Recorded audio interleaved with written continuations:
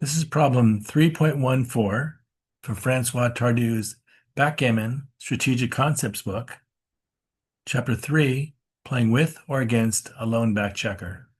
Here's the position. We're green. We rolled a 6-2. Our home board's in the bottom right. We'll look at two of the top moves, try to figure out which one is best and why. I'll give you my quick observations on each of the moves.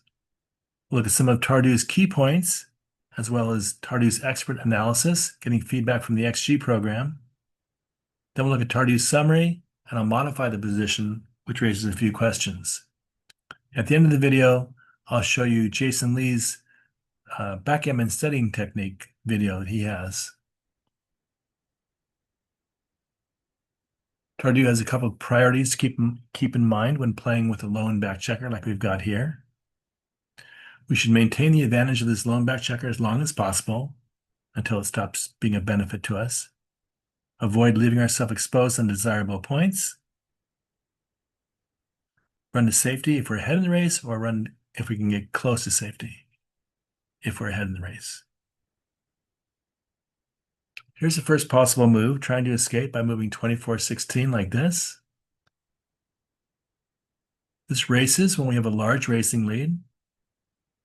Before the roll, we're up by 13 pips. After, we're up by 21 pips. Gets us close to a complete escape. We just have to get by these 3 points, 13, 14, and 12.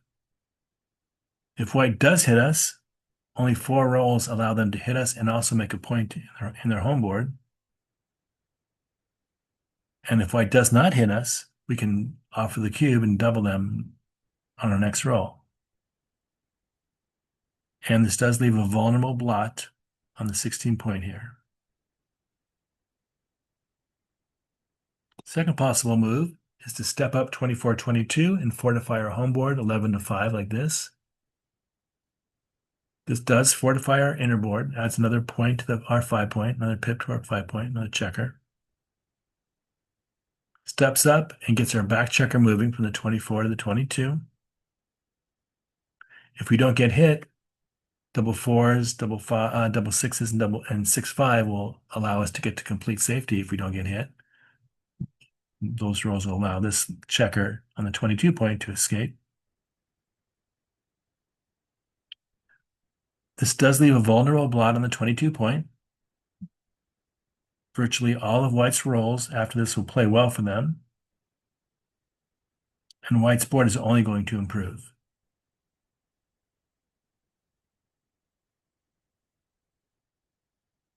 Here are the two moves, compare them, think about the features of each of the positions, the pip count, the strength of each player's board, and the threats facing each player before and after each move. And let's see what Tardieu and XG have to say about these two moves.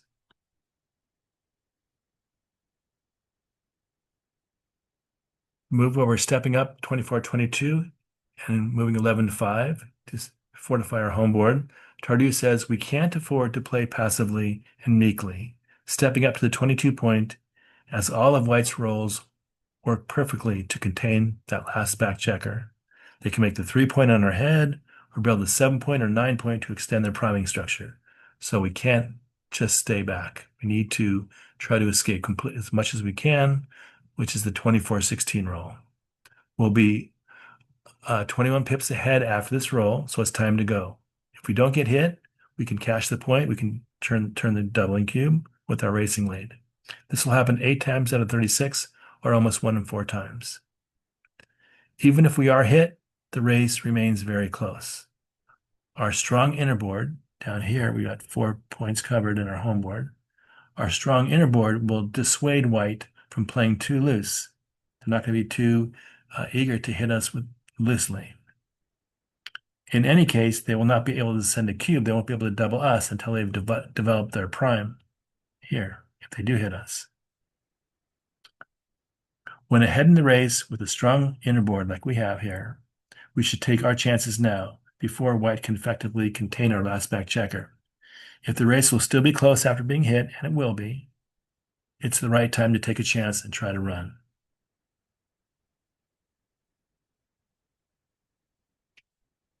So with this row, we've kept our checker back for as long as we could. Now it doesn't benefit us to keep him back any longer. So we need to try to get out of there, try to escape.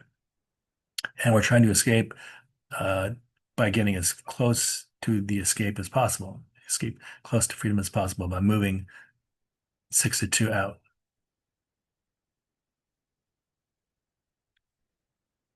Tardieu summary, went ahead in the race and with a strong inner board, which we do have, take our chance now before our opponent can effectively contain the last back checker. If the race will still be close after being hit, it's the right time to take a chance and try to run.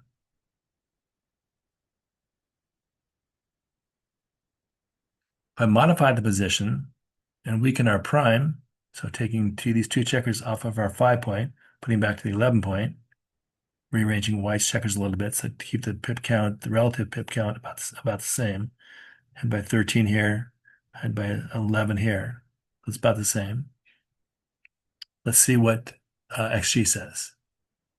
When we modify the position to weaken our home board, XG now tells us to step up slightly, 24-22, and work on strengthening our inner board before we make our complete attempt to escape. I believe this reinforces the idea that our stronger inner board was a crucial factor allowing us to run in the original position. Now that we don't have that stronger home board, now we need to try to improve our home board before we make our escape attempt.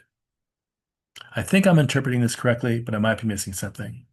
Let me know if you agree or not, or if you have a question or a comment. All feedback is welcome.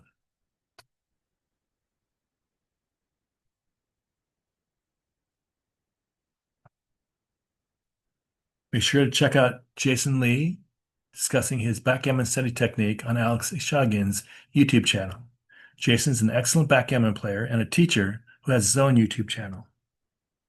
Here's Jason describe his study routine in this video, where he studies with a partner on a video call. They play a match and then discuss the mistakes that were made. Jason describes this technique that he uses to go over and learn from his mistakes and shows us some of the positions that they've studied and how they studied them.